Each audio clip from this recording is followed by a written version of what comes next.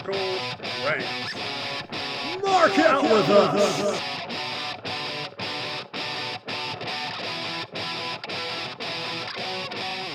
Hey guys, Mr. Awesome RC Gate here, and welcome to another edition of the Squared Circle Rants podcast. And holy wow, are there a ton of, I want to say, weird but some exciting headlines in wrestling today, or of the week, not just today. It's been going on all week. Before I get into those, I do want to talk about the Ring of Honor final battle, I guess you could call it. Excuse me. And I'm not going to go, analyze the whole event. And I'm going to be honest with you, I kind of fell out of Ring of Honor for a little bit. There was a point I had Honor Club. I watched it every week. I even went to the live event when they were here in Portland, and of course put it all over Twitter, my experience. But even though I kind of stopped watching it, I knew I really wanted to see this because though they're calling it a hiatus and they will be back in April, this is, and as they plastered it through the whole event, this is the end of an era. And it is. So it was something to me that was special. So I ordered it. I watched it. There were some so-so matches, a lot of great spots, a lot of great matches, moments. They had what I really loved, Hangman Page, CM Punk, Bryan Danielson, Eddie Edwards, a bunch of other people popping in to say how much they love Ring of Honor, the experience they had with it. So it made it really feel special, and I really enjoyed it. And of course, we had some surprise people show up. Adam Shear, I don't know how to pronounce it. Or maybe I should just say the Titan. That's all we should say. He showed up. Wesley Blake. FTR showed up to beat up the Briscoes, which I'll get into that. That's actually part of the headlines, or the exciting headlines. But it was really special. You felt a little sad that it's over. I do really hope they come back in April, and hope they put on a great show. Even though I stopped watching it, Ring of Honor has always, been that special indie place. I'm not going to say every single match was amazing, but it was worth watching most of the time. There was highs, there was lows, and the pay-per-view was just a really good send-off for everybody. And I think I talked about it in a previous podcast. It's really cool that these guys are getting paid till the end of the year. They can go wherever they want. They're not restricted. And of course, we've seen it. Jay Lethal is in AEW now. Yay. Yay. He deserves to be around a bigger crowd. Well, actually, so many of the people from Ring of Honor do. But if you can, definitely order the pay-per-view, rent it, check it out. It's just a special event. I had a great time watching it. But before I get into that Briscoe tie-in, I have this up at this article that was shared from Cultaholic.com. Obviously one of my favorite places to get the wrestling news, or as one of the guys on there said, Tom Campbell says, the wrestling news. Shared Hannibal, I forgot his last name, maybe it'll say it in here, but for those that, a lot of people may know Hannibal. For those that don't, I guess a quick little rundown of the I haven't really followed his career. I've just seen him in the news. I've seen his channel on YouTube, and that's about it. But a little rundown. He, indie wrestler. He did have tryouts in WWE. It didn't work. Well, actually, no, it didn't work out because Abdullah the Butcher gave Hannibal hepatitis C. Fortunately, Hannibal was able to battle it and get rid of it, and that's awesome. But him being in the news this time is not awesome and not cool. Because, well, and as they put him here, YouTube personality, because I guess he just wrestles here and there. I don't know. YouTube personality Hannibal seriously injures referee in shoot attack.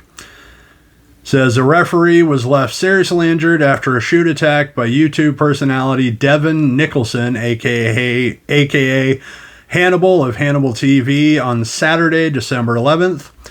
Nicholson, who performs as the Blood Hunter at independent wrestling shows, repeatedly stabbed referee Lando Del Toro.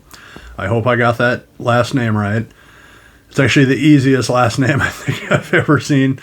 With a spike during a post-match attack at World Class Pro Wrestling's Christmas Star Wars show in Irving, Texas. Del Toro was left bleeding profusely following the attack, having suffered a torn artery, and he later required surgery and several staples in his head. And oh yeah, we might have a picture. I was just skimming on the Facebook page, but you can find it online when you look up the article. It looks brutal. I feel so bad for this guy.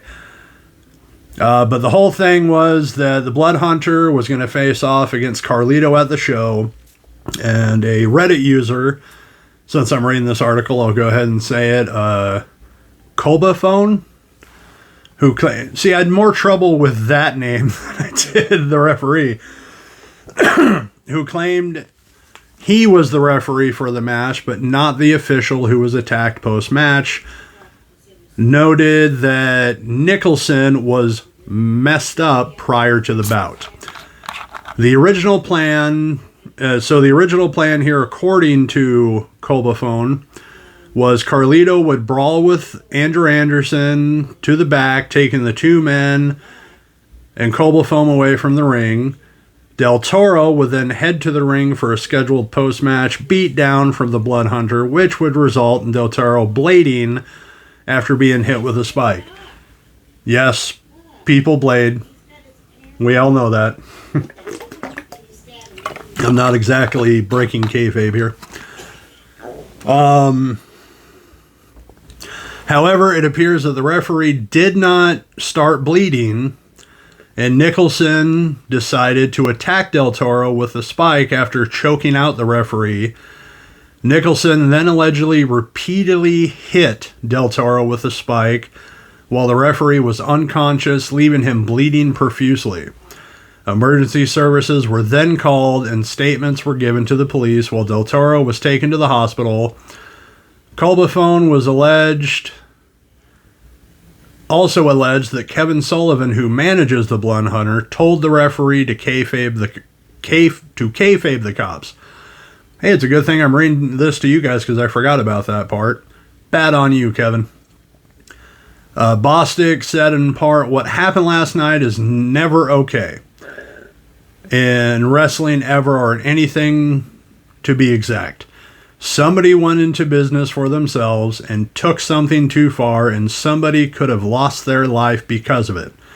First off, I did not know what was going to happen in that match, but to be honest, I am not a fan of hardcore wrestling, and I trusted that to be taken care of through other channels, and that is my fault for trusting, number one. Number two, Devin proved he could not be trusted in the situation. I never in my life thought I would encounter a situation like this related to wrestling, especially with my product. If you've been to one of my shows in the last 15 years, you know that you've never seen anything like that, period. And you never will again. We will take every step possible to ensure that that never happens. And one of those is obviously no longer working with the Blood Hunter or Hannibal." Oh, I forgot to mention maybe he was the booker for the show, but okay, yeah, he's promoter Jerry Bostic. Sorry about that. That's my bad. But yeah, what in the actual, like, my eyes lit up when I saw this article. Like, say what? Yeah,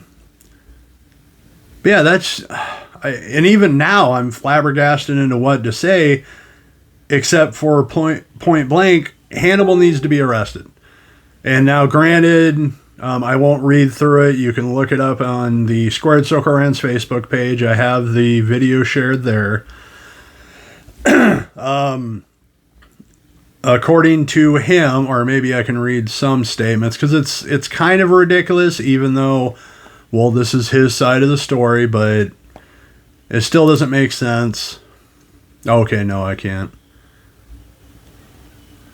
There's no statement about it, but maybe you can find it. But essentially what he said was, the blading didn't work, or he didn't know what. Essentially, he said he didn't know what was going on. I mean, I'm not quoting anything. I saw the video a few days ago, but he said that he couldn't really see the damage that he was doing, and he even showed his mask saying, you see this mesh right here in the eye? I can't really see anything. And I'm going, well, and by the way, when he was showing the mask, blood is still on it. What the? But anywho, to the eye thing, then why would you wear that? You've been this character for I don't know how long. Again, I don't really follow Hannibal or the Blood Hunter, but why? If you could barely see, why do you keep wrestling? And yes, I know there's luchadors. Hannibal is not a freaking luchador, I'll tell you that.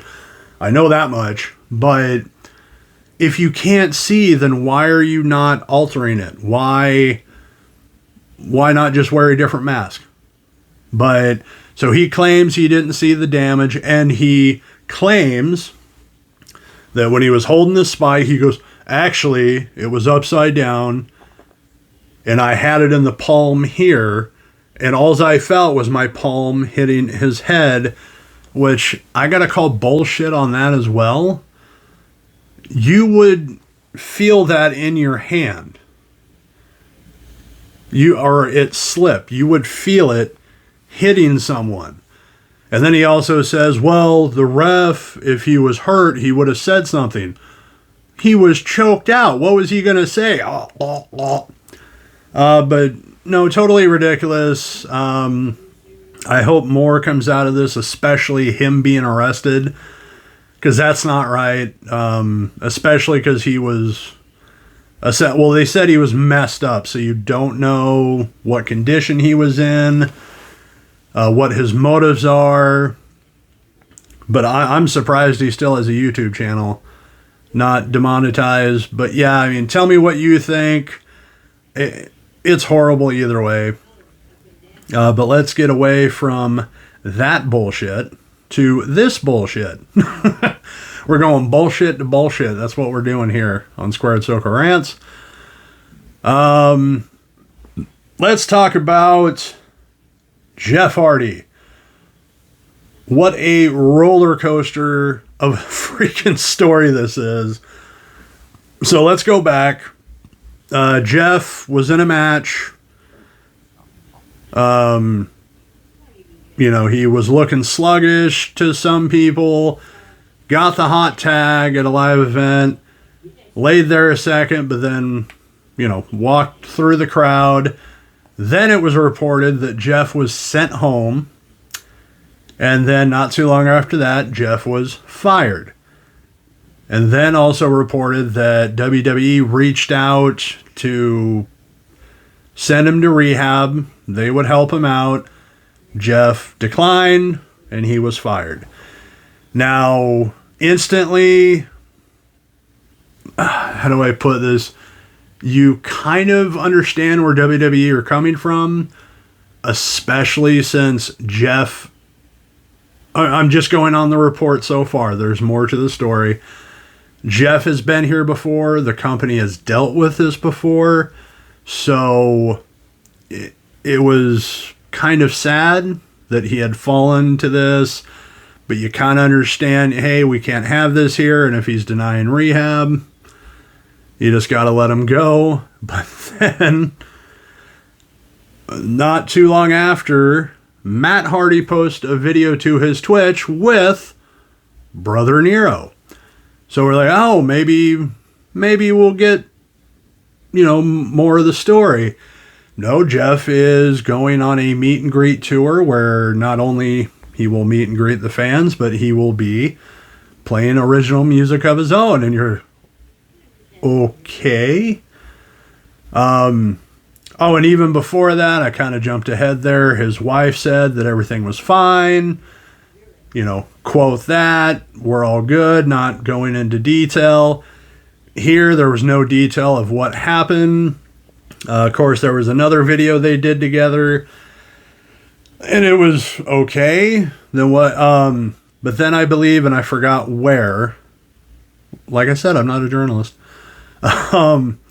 Matt said Jeff is doing great. He's in one of the.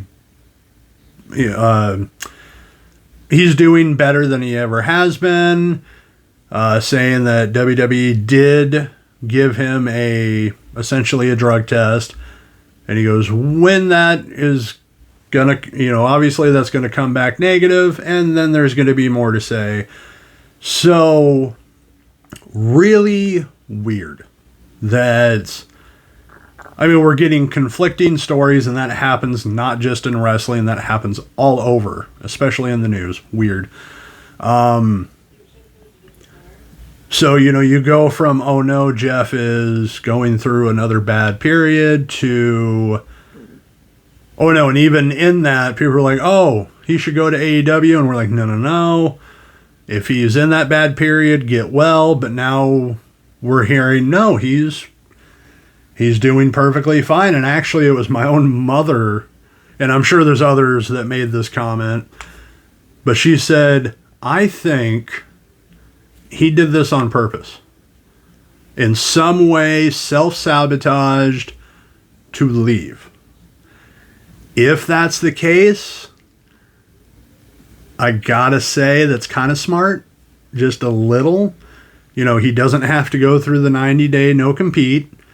He can do what he wants, and he left the way he wanted. But it's still all up in the air.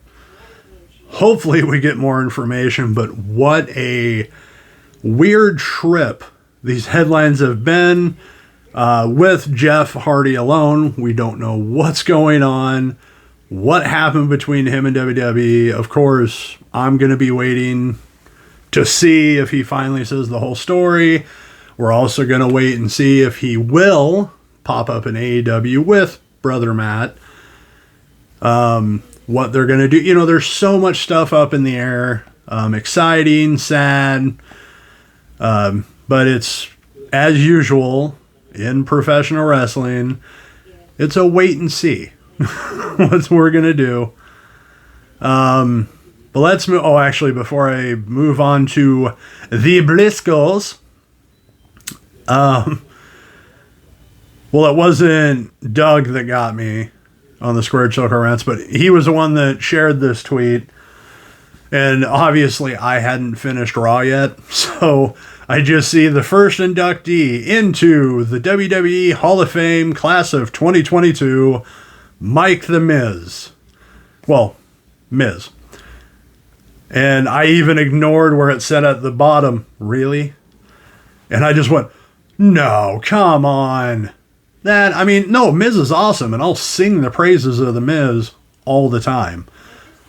But no, him in the Hall of Fame already? Come on. And then I really noticed that, really, and I went, oh, this is a thing. And then, of course, I read, well, last night on Raw, and then I watched it. I played myself.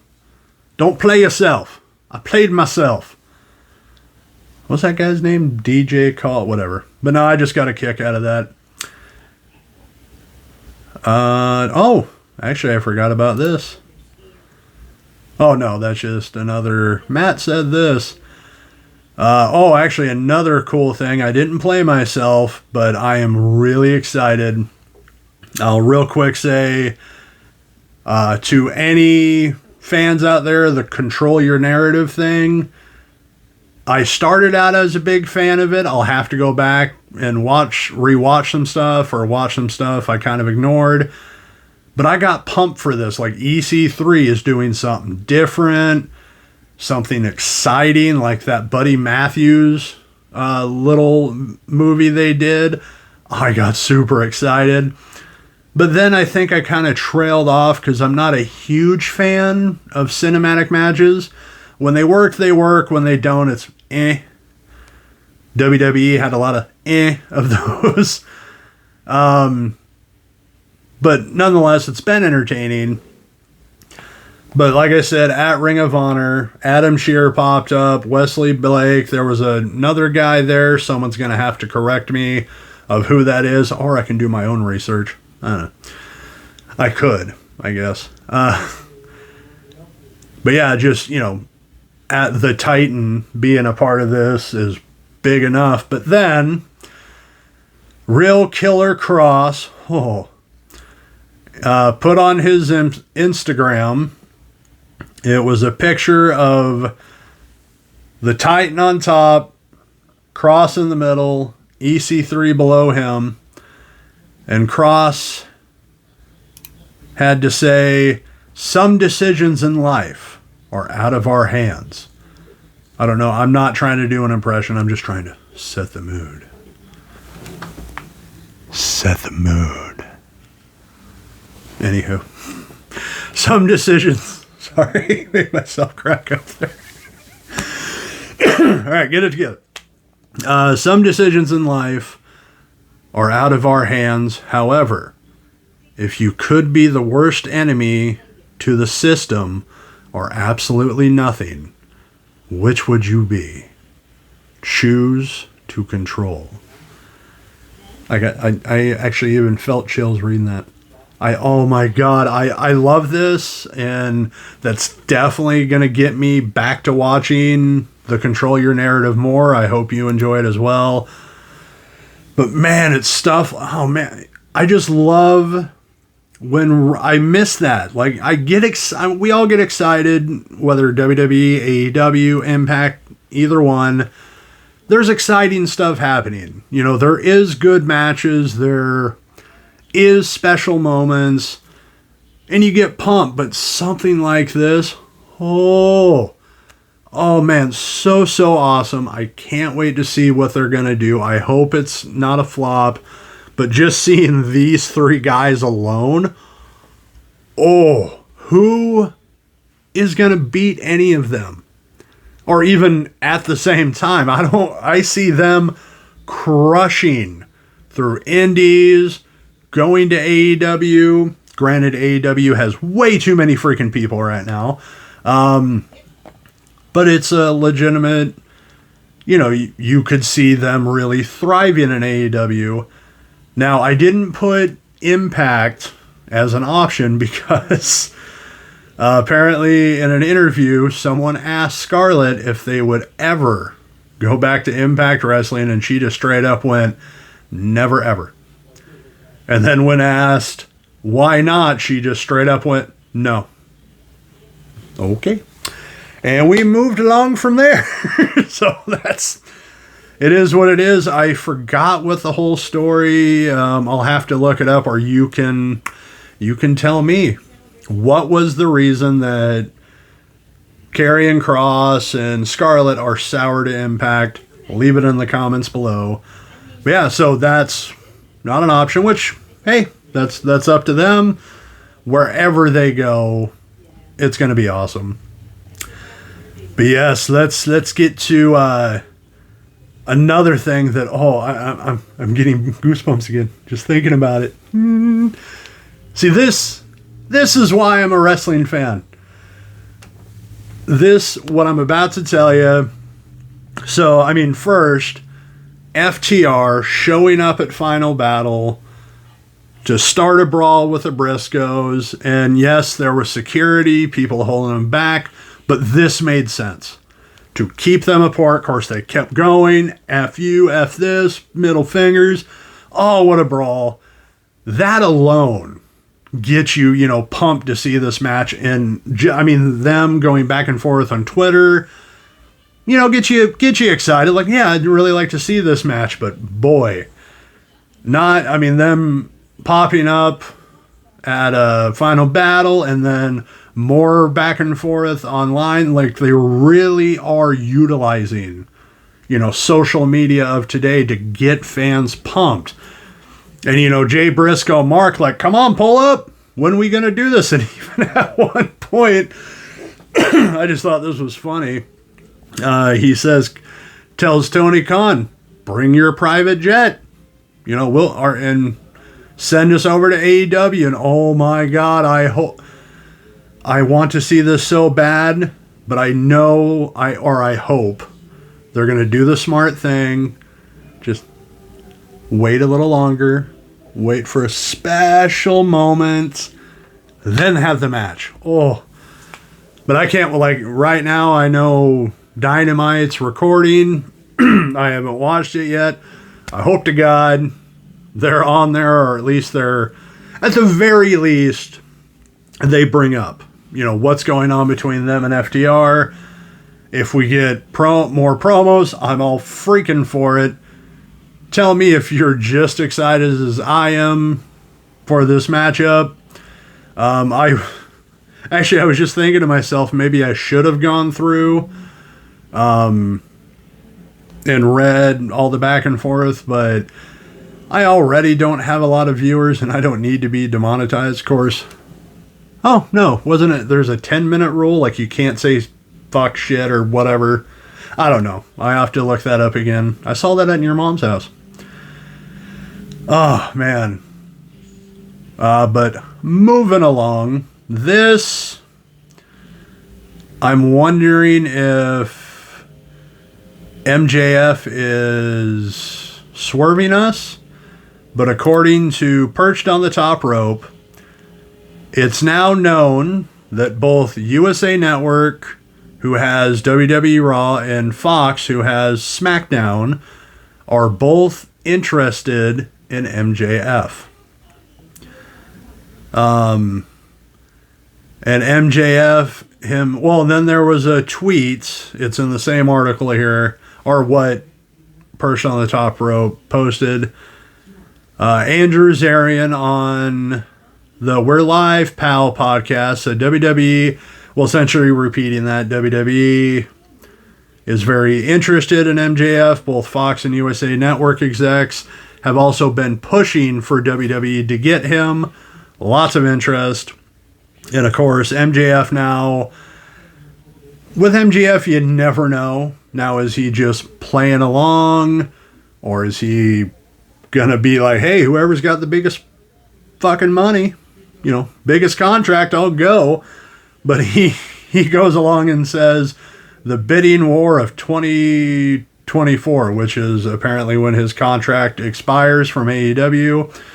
Now, while this would be awesome to see MJF in WWE, there's also a big part of me that feels WWE would just water down MJF. And I don't want a watered down MJF. I don't agree with everything he says, but by God, is he not one of the best heels going right now? And you can't water that down. You can't PG it. AEW right now is just the best place for him to stay so he can be himself. And wrestle, because he's a wrestler.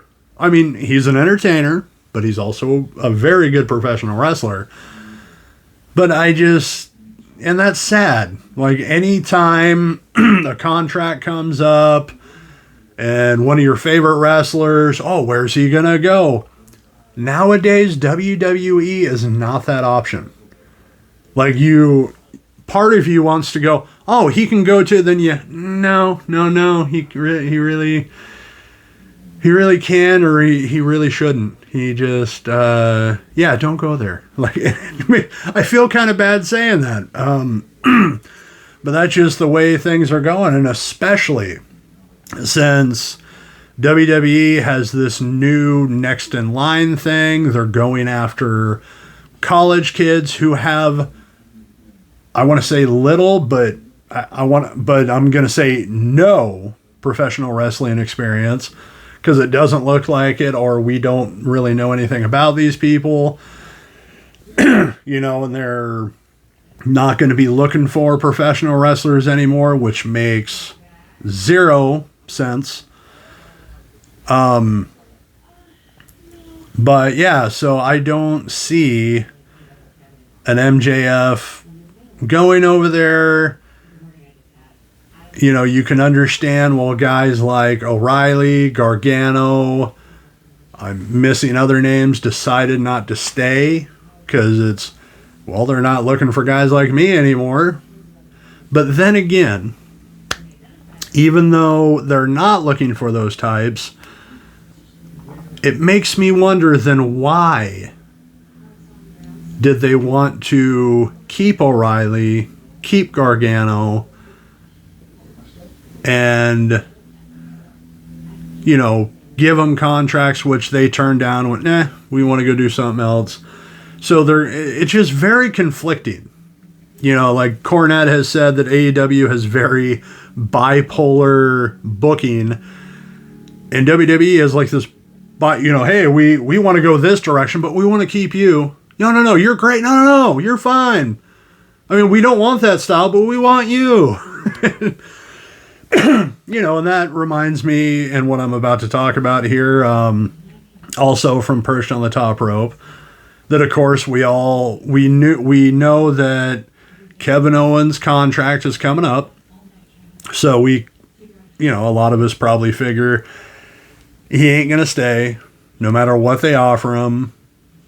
However, Perched on the Top Rope posted this, but per Fightful, Kevin Owens has re-signed with WWE. I just, it doesn't make sense. You know, for what I just said, why would Owens want to stay?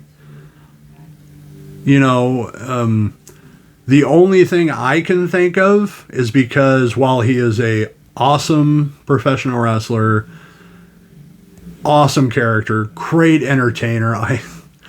Actually, a little side note, when I was watching Raw, just Kevin Owens being just playing it up is the best way I can describe it. Go watch it. You'll know what I mean. He is so good at this. Like, I mean, he's been that way for a long time in WWE, but I just really, it got me chuckling, really. But, you know, but yeah, the only reason I can think for him to stay is his family, which he is a family man.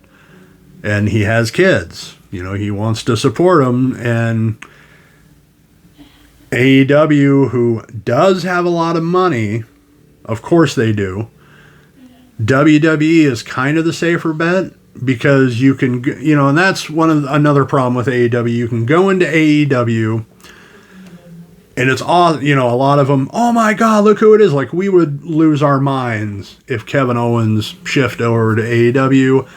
But then with a lot of them, they just kind of get lost in the shuffle. You know, you don't, like Matt Hardy. That was epic. When he came over, hey, he gets to do it his way. You know, he gets to have fun. You know, big paycheck, awesome. But look at him now. You know, we don't really see the, what does he call it? The HOF, the House of, so I don't know. I forgot what it was called. But Big Money Matt, at first it was cool, and now it's, are we done with this? Like, I don't know if it's booking, I don't know if it's Matt's doing, but he's essentially just getting lost in the shuffle, and he has. I mean, unless you keep up with Dark and Dark Elevation, you see him pop up on Dynamite here and there and go, okay, who's he facing, or why is he angry at this guy? You know, we don't really see him, and I hope it changes. I hope they see the mistakes. But yeah, I mean, and I could see Kevin Owens, as good as he is, I fear that he would just get lost in the shuffle. of AEW, and it wouldn't be his fault. It would be the fault of the company for dropping the ball on that.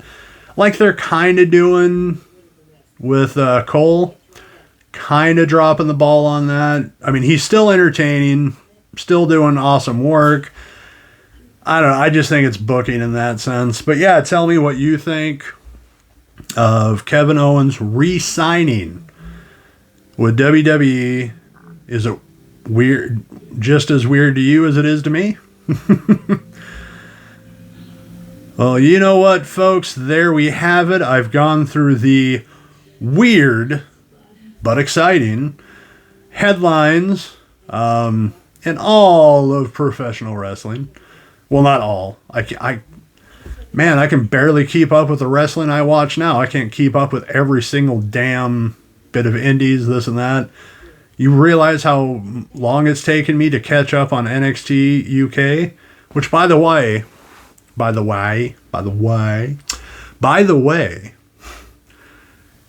don't fall asleep on NXT UK. The original NXT is dead and gone. But if you want your fix, even though they have a different style, NXT UK is where it's at. And I'm a little scared in saying that, because then people, yeah, you're right, NXT UK is awesome, woohoo! I have a fear that Vince will catch wind and then try to make NXT UK 2.0. I can see him doing it. Let's just keep it a secret between you and me. You like it, I like it. There we go. Well, anyway, folks, so let's wrap this up. Tell me what you think in the comments below. If you want to rant about articles, what's going on in the Squared Circle, please join our Facebook page, Squared Circle Rants, where it's at.